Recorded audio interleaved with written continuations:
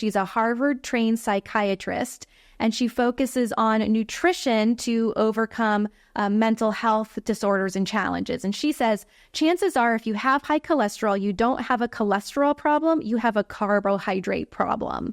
And the reason why she states this is because of the association of increasing your carb intake above your tolerance level, which spikes insulin, which then promotes the production of cholesterol in a way that's not regulated. Welcome to the Dr. Ashley Show. Welcome to the Dr. Ashley Show. I'm Dr. Ashley, and today we're going to dive into a really important topic that has a lot of confusion around it, and that is cholesterol. I get questions from clients at PhD all the time about cholesterol. What is really good cholesterol? What is the bad cholesterol? Will weight loss actually help me reduce my cholesterol? And oh my gosh, I've dropped all this weight and now my cholesterol has gone up and my doctor tells me not to eat the way that allowed me to reverse type 2 diabetes. And what should I do? It is so confusing, and I get you. It's really important that you understand cholesterol, that you can read a basic lipid panel so that you can be an advocate for yourself. So I want to make sure it's clear that none of this information I'm going to share with you here in this episode is meant to be medical advice. It doesn't change your relationship that you have with your doctor. I don't want you to start or stop any medications, but I want you to truly be an advocate for yourself. I want you to feel empowered to ask your doctor the right questions to really find out if you should be taking a statin or if it's something that might not be the best suited for you. So that's my ultimate goal here. And the deal is that cholesterol is complicated. There are so many factors and variables at play here. So a few stories to share with you. One is my own. I was a professional ballet dancer back in the day. If you don't know my story, I trained as a professional dancer for many, many years, and I was always told that I was fat despite really restricting calories and watching what I ate, obviously exercising a ton. As a result, I was injured all the time. I had stress fractures in my feet and my back, and my dancing career ended when I landed in New York City. I was supposed to be performing in all these once-in-a-lifetime shows, but I landed in the ER thinking I was having a heart attack, but I was simply, according to the doctors, underfed and overexercised, and my body could not take it anymore. Despite all of that effort and me exercising like crazy, not eating any red meat, having a fat phobia where I wouldn't eat any dietary fat, I still had high cholesterol. My cholesterol was around 250. I was pre-diabetic, A1C around 5.9, fasting, blood glucose around a little bit above 100. So I was right borderline there. And that's wild. I was in my early to mid 20s and I was struggling with that. Well, I changed my diet to the way of the PhD lifestyle about 18 years ago now, and my cholesterol is around 170. My HDL is really high. My LDL is beautiful. My triglycerides are pretty much non-existent, and I've got a great A1C. So there, for me, you can see that it was all a diet and lifestyle, not really lifestyle, more diet. Probably had too much stress, which sometimes can impact cholesterol, but the gist of it for me was diet. Then you got Doug, my husband, and he's got he did have high total cholesterol. He had high LDL and he had high HDL. He was eating, the PhD lifestyle and still looking like that from his basic lipid panel.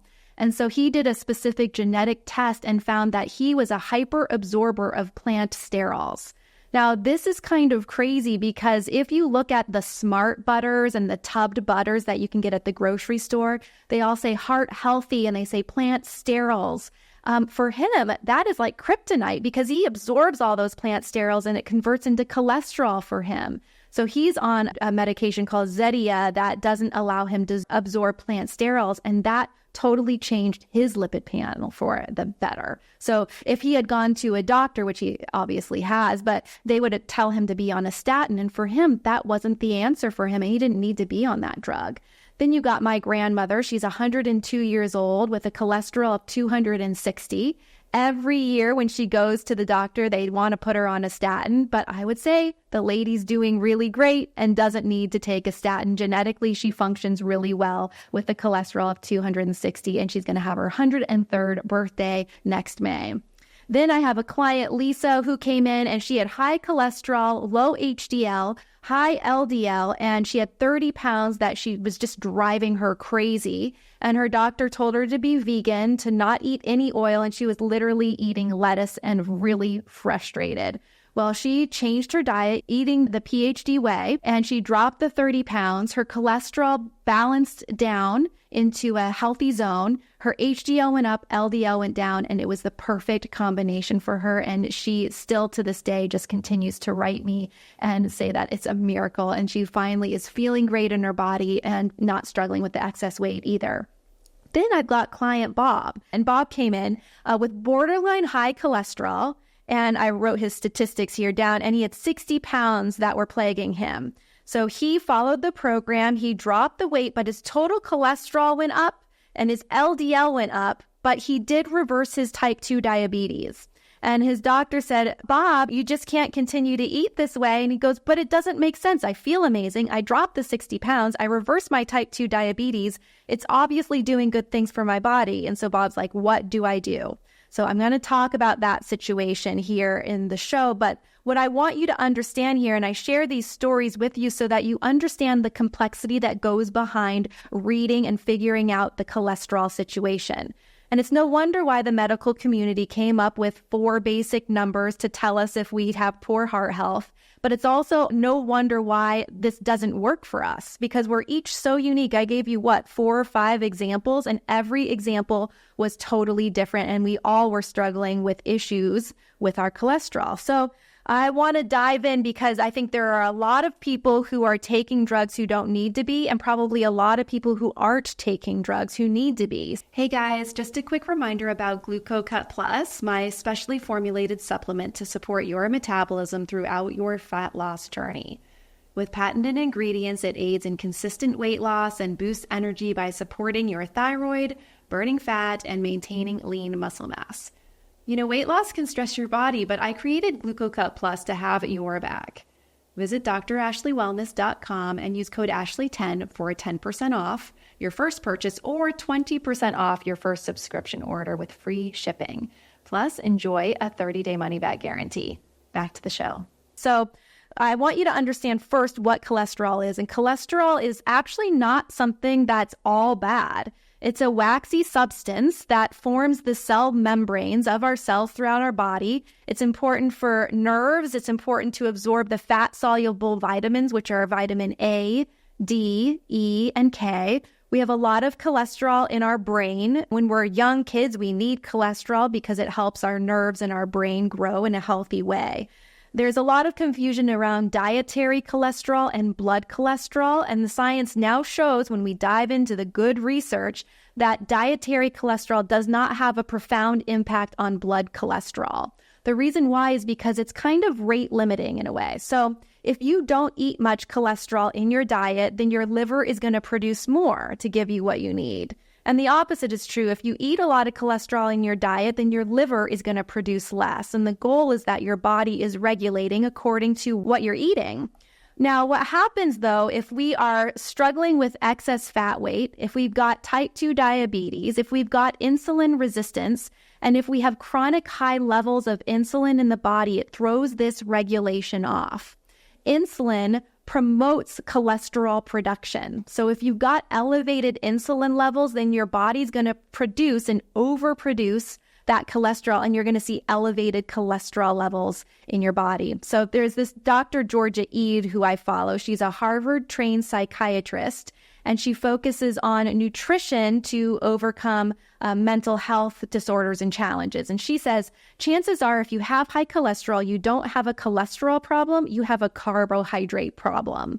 And the reason why she states this is because of the association of increasing your carb intake above your tolerance level, which spikes insulin, which then promotes the production of cholesterol in a way that's not regulated.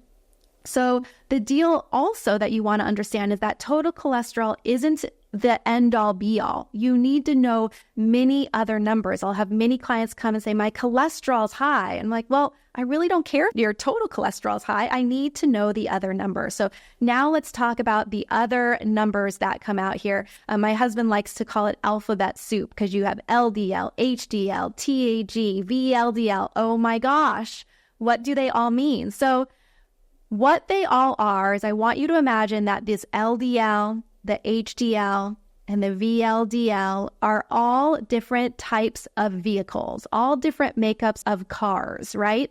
And so what they do is they transport cholesterol throughout the body. So you've got the VLDL, the LDL, and the HDL, all different types of car types with cholesterol as the passenger.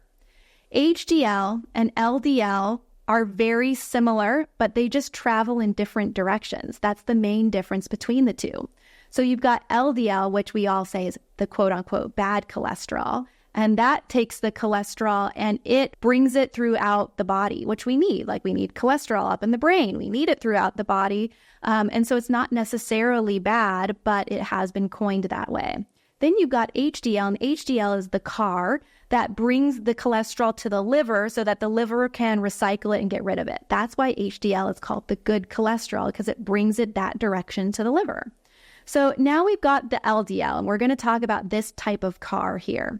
There's two different types of LDL, and most of us don't understand this, but a small, dense, irritable type of LDL, this is not good LDL.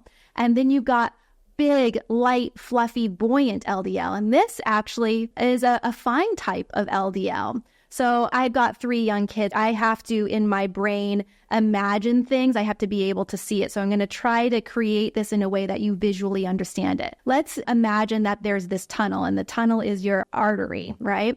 But it's this tunnel, and you got 2 cars going down the tunnel. And you got this big bouncy car, and it's made of bouncy balls, let's say. And imagine my kids throwing the bouncy balls down this tunnel, and it just bounces off the wall and goes down. Doesn't create any damage, right?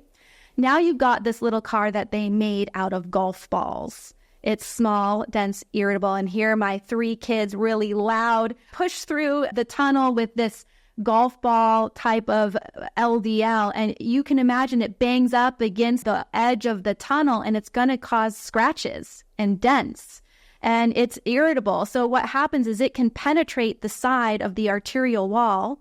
It causes inflammation. That scuff causes inflammation, and that inflammation is what causes plaque buildup and causes this cardiovascular disease. So if you've got lots of LDL and they're the small, dense, irritable type, that's a big problem. If you got lots of LDL, but they're the big, light, fluffy, buoyancy type, then it's really not that big of an issue. So it's really nice to know the types of cars you've got going down your arterial tunnels. Okay, so one last note on LDL, believe that any type of car is not a good car. You don't want to have these LDLs in there because there's more of a chance that something's going to bang up against the edge. So I do want to put that out there. Okay, so now you've got HDL. HDL is the good type. It's associated with better health in general, right? Like less cardiovascular disease, and it takes that cholesterol from the bloodstream, puts it into the liver so that you can get rid of it. And you want to have more than 60 milligrams per deciliter of HDL. Now you got triglycerides. Triglycerides are so important. They're more important than total cholesterol. And so often clients will come to me and talk about cholesterol, and they don't even mention this guy, this triglyceride guy, who's so important. He's going to tell you more about your heart health than almost anything else. So go at your lipid panel and look at your triglycerides, and you want your triglycerides to be less than 150 milligrams per deciliter. Mine are less than 50, and that's because I don't eat that many carbohydrates and I eat a low inflammatory diet. If you have high inflammation in the body, you're going to have higher triglycerides, and then your body's going to make the small, dense, irritable golf ball-like LDLs. So you want to make sure that triglycerides are low. So triglycerides, if they're low, usually HDL goes up, right? So that's what you want to see. You want to see triglycerides go down, and you want to see your HDL go up. And then you can take a peek at your LDL. If your LDL is high and you've got low triglycerides, then they're probably the light, fluffy, and buoyant type. Now, if you've got this other pattern going on, you're in for trouble. If you've got high triglycerides and you've got low HDL, and then you've got high LDL on the other side, that LDL is going to be the small, dense, irritable type. So high triglycerides and high LDL likely means it's the small, dense stuff, and that's not a good pattern. So that's why triglycerides really matter. It's a sign of poor metabolic health. Insulin resistance, type 2 diabetes, obesity is usually tied with high triglycerides. But there is great news, and I always like to deliver the great news, and that is that diet and lifestyle significantly impact your triglycerides. So Bob, who had that high total cholesterol, he had low triglycerides. They were less than 50, and he reversed his metabolic disease. So that's what you really want to look at, right? So although Bob had high total, his HDL was high and his LDL, it was a little bit high too, but we could pretty much bet that it was the light, fluffy, and buoyant type. And so what causes high triglycerides? The bad type of triglycerides all triglycerides are bad, but what causes it? High sugar, high carb, high alcohol, and leading a sedentary life. Okay, so now I'm going to unveil 2 markers that I bet most of you have not heard about, and they are key markers in looking at your heart health. Especially if your LDL is high, you need to get these 2 markers tested, and you can do it through a simple blood test. So the first one is ApoB.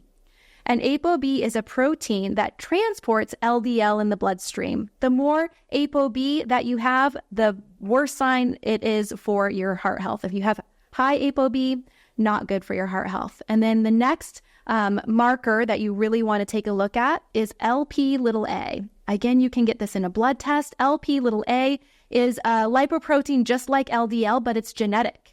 So some people will have this marker and some people won't. There's nothing you can do about it. You either have it or you don't. And if you have it, science says it's like a ticking time bomb. You've got to make sure that you understand if you've got Lp(a), and if you do, probably a stat in your future, and you have to act on your lifestyle and your diet now, not later. It doesn't matter if you're 20 or if you're 50, you need to know this and you need to take action. Okay, so the next thing is, why does weight loss in some people increase cholesterol? And this will happen in 20% of people who drop weight. They will see an increase in total cholesterol. It doesn't happen for most people, but some people it does, and it's not a bad thing. So what happens when you drop the weight in your fat cell? Your fat cell has cholesterol in it, and the fat cell releases the cholesterol into the bloodstream as you drop that weight temporarily to burn it and get rid of it.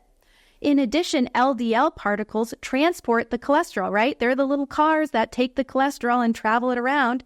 And so these LDLs become, quote unquote, charged with this cholesterol from the breakdown from the fat cells. So it's transient. The uptick is transient for most people, and it's the light, fluffy, buoyant type, and it's just getting out of the body. And once the body becomes adaptive to this new way of eating, everything for the majority of people goes down to a baseline level, and you have more of a favorable profile in the end. So usually this transient uptick is maybe 3 to 6 months, upwards of a year for some people, until it really hits this kind of baseline and comes back to the body resolving itself. So it's nothing to fear.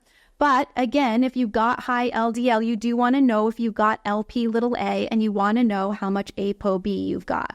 So dietary strategies to help you reduce your cholesterol and keep that pattern of high HDL, low LDL, and low triglycerides. So removing sugars and processed foods from your diet, not eating the unhealthy oils, which are the vegetable oils, canola oils, safflower, seed oil, cottonseed, sunflower, all of these veggie oils you don't want to do. Carbs in general, they're not the devil, they're not evil. But you want to make sure that you're eating within your unique tolerance level of it. You want to keep insulin baseline. You want to keep your blood glucose baseline levels throughout the day. You want to increase healthy fats like avocado oil, olive oil, healthy fatty fish. And then some supplements that can help are omega-3s, niacin, and soluble fiber like you would get in Metamucil. Just make sure that you choose a sugar-free type of Metamucil. And then lifestyle strategies, making sure that you're active, you're not sedentary, specifically lifting something heavy and some high intensity interval training in there, walking briskly, sleeping more than 7 hours a night, managing your stress, staying hydrated is actually key to having healthy cholesterol levels, and quitting smoking. Smoking is just something that you don't want to do. Doesn't really serve you in any way. And if you're listening to this, I hope that you take a step to just quitting smoking altogether. I was chatting with a fellow who had lost over 100 pounds and was doing really well, and it still had about 80 pounds to drop. So he had a longer journey, and he continued to smoke, and he had a heart attack, but he made it through just fine. And he's like thanking everything that he has dropped 100 pounds. And the doctor was like, you no longer smoke. You just cannot do it. And he's like, I had to be hit over the head with a heart attack to know that I had to stop smoking. Because every time I went into the doctor, he told me to stop smoking, but I just wasn't listening to him. So now he's on the road the last 80 pounds, and he said, I am no longer a smoker. I have shifted my identity. So I hope this is the case for you if you are a smoker. So then, again, this isn't medical advice, but I want to give you a little personal assessment that you can do for yourself to determine if maybe you should go to your doctor and consider a statin, or if you're on a statin and you go to your doctor and say, hey, I think I'd like to let this go. So number one, reasons why you might want to consider a statin is if you have a history of heart disease, stroke, or type 2 diabetes, if you've got high LDL, high Lp(a), and a high ApoB, and you understand that the particle size of your LDL are those small, dense, golf ball-like LDLs in there. Number three is if you have a family history of heart disease, and if you have high blood pressure, you're a smoker, you're obese, or you've got metabolic syndrome. Those are all reasons why, especially if you have multiple ones of those. If you're not on a statin, you might want to go to your doctor and talk about it. Reasons why you might not want to be on a statin if you are already is if you're relying on total cholesterol. Like if your doctor just says, hey, your total cholesterol is high, you should take a statin. That's something that really you could question. And you might want to get a different test like Dr. Doug, my husband, has done, where it was plant sterols for him. So there are other things that you might want to investigate if it's just total cholesterol that you're going off of. And then number two is if you're not addressing your lifestyle changes. Like if you're at a low to moderate risk and you haven't yet implemented and taken advantage of creating these lifestyle changes that I mentioned earlier on. So if you are on a statin and these two items might pertain to you, then I encourage you to go to your doctor and have a conversation. I know that was a lot of information, but I hope that I expressed it in a way that's totally understandable and in a way where you feel empowered to be able to have conversations about your cholesterol and know if you should be on a medication or not, or if you can make a lifestyle change and see positive impact in your overall health. So if you're watching this on YouTube, please subscribe and leave a comment below if you've got any questions, any concerns, anything that you'd like to learn about. I want to hear about it in the comments section. If you're listening to this on a podcast platform, please follow us and please leave a review. That's how the algorithm can pick us up and get us in front of more people, because together we can change the trajectory of the health of our world. So remember, you got to step up to make the change. Lead with your heart, train your mind, and do not negotiate with your body. I'll see you next time.